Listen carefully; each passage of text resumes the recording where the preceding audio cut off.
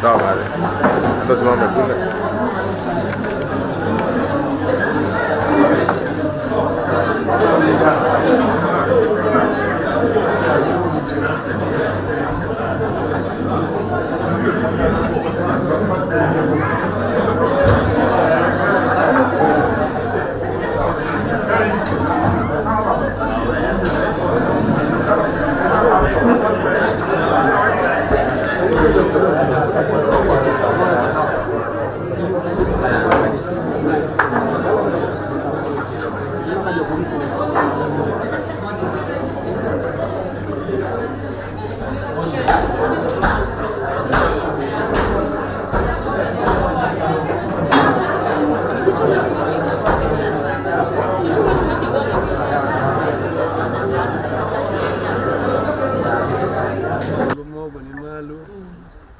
Sukari ni malo, nengo mafuta ni malo, moko duto te. Ma jogi no singo ni jopiny ni kagi donjo ni moro kone gi wacho ni kagi keto mo mapiny.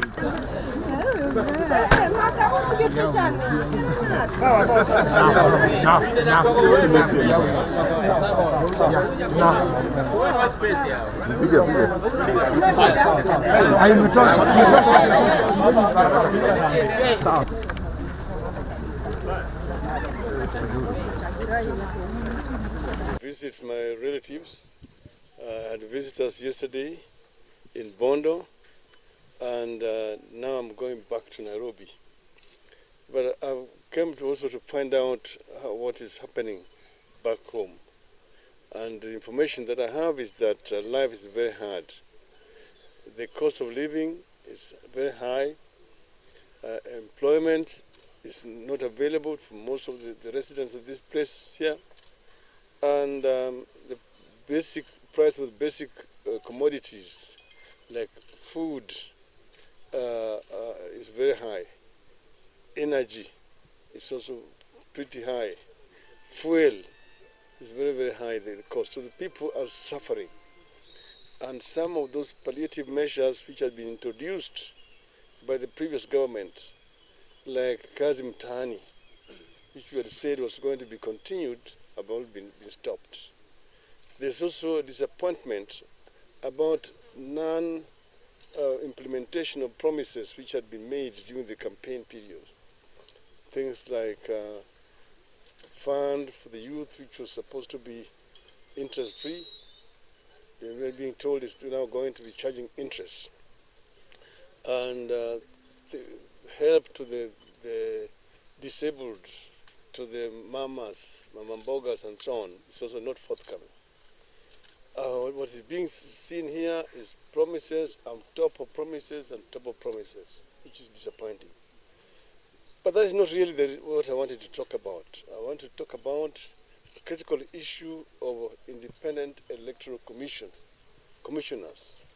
As you know that this regime, which came into power through the rigging of the elections, is now hell-bent in trying to send home the commissioners who stood firm on the platform of the truth.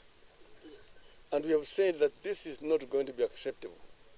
The people of Kenya will not accept it because it is now known worldwide that these people lost elections badly and that they stole these elections.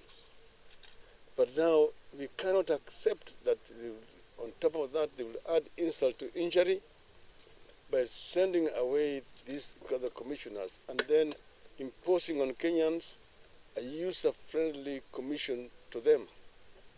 This is not acceptable. And therefore we have said we are going to consult widely with the people of Kenya. We will begin in Nairobi on Wednesday.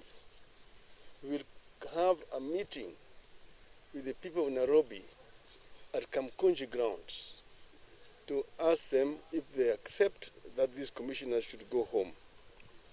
We will then do the same thing in Mombasa. We'll do the same thing in Nakuru. We'll do the same thing in Kisumu. Do the same thing in Kakamega. Because an independent electoral commission is the referee. It cannot be appointed by a player. So we will not allow the Kenya Kwisha regime to impose a commission on the people of Kenya. That is not acceptable. End of statement. Excellency, Luo Bajo.